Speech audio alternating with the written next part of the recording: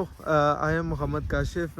आज की वीडियो है कि यूके से यूरोप का वीज़ा कैसे अप्लाई करना है। और जब से मैं स्विट्ज़रलैंड से होके आया हूँ तो सब मेरे दोस्त यही पूछ रहे हैं यार कि हमें हमारा भी अप्लाई कर दो, कैसे यूके से यूरोप का वीज़ा अप्लाई करना है, सारी चीज़ें पूछ रहे हैं।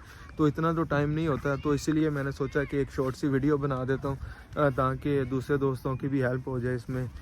तो इतना कोई मुश्किल काम नहीं है, बड़ा इजी है। और आई थिंक कि यूके से यूरोप के लिए जो वीज़ा है, स्टूडेंट हो चाहे जो भी हो, उनका वीज़ा 100% लग ही जाता है। तो मैंने जो अप्लाई किया था TLS कॉन्टैक्ट की वेबसाइट से किया था। तो आप जिस भी सिटी में रहते हैं तो उस TLS कॉन्टैक्ट के सिटी सेलेक्ट कर लेना है। मैं मैनचेस्टर रहता था तो मैंने मैनचेस्टर को सिलेक्ट किया था। तो उसको सिलेक्ट करने के बाद आपने लॉगिन वगैरह बनाना, रजिस्ट्रेशन करनी है उसके साथ TLS कॉन्टैक्ट के साथ। TLS कॉन्टैक्ट्स के साथ रजिस्ट्रेशन होने के बाद आपके पास एक फॉर्म आएगा जिसको आपने फ़िल करना है।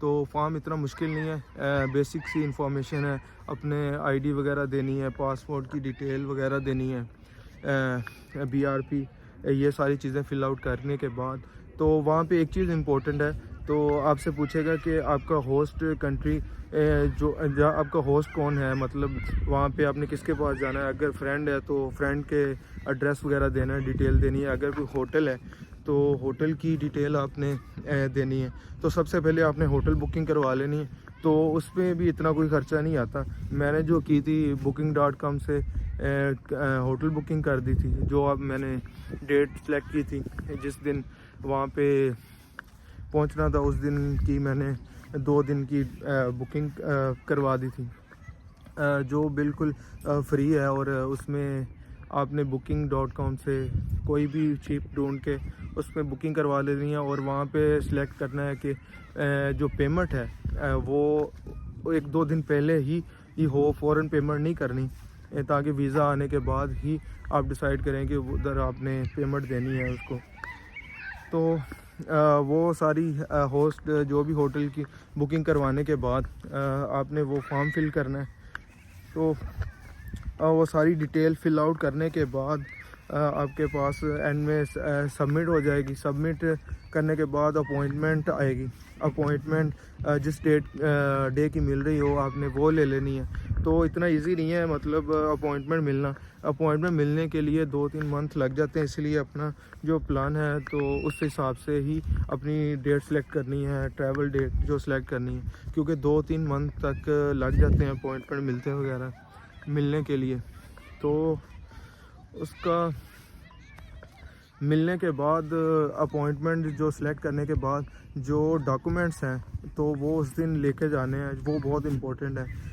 जब आपकी अपॉइंटमेंट जिस डे होगी उसके लिए रिटर्न टिकट चाहिए, और आपकी 2 पिक्चर्स चाहिए, और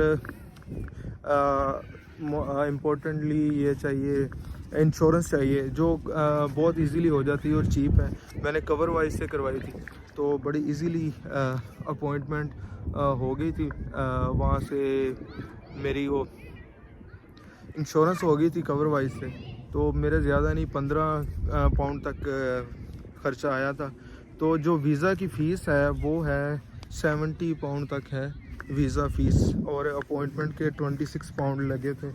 तो उसके बाद बाकी जो फर्दर एक्सपेंस है उसमें रिटर्न टिकट है वो जितने की मिलती है वो अपॉइंटमेंट से पहले करवा लेनी है।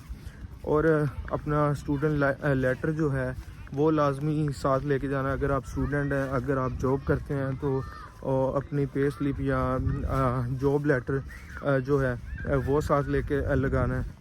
और बैंक स्टेटमेंट इतनी ज़्यादा भी नहीं चाहिए, 15 से 2000 पाउंड हो तो बहुत है। 1-2 मंथ की, 3 मंथ की हो, कुछ मैटर नहीं करता, वो वीज़ा लग जाता है।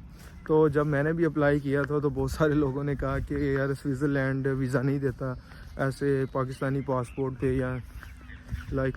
तो कोई इशू नहीं है, अगर डॉक्यूमेंट्स पूरे हैं तो वीज़ा 100% लग ही जाता है। तो ये सारे उस दिन अपॉइंटमेंट पे डॉक्यूमेंट्स वगैरह लगाने के बाद आपको 10 दिन लगेंगे तो आपका पासपोर्ट आपके पास आ जाएगा। और फिर जब आपका दिल करे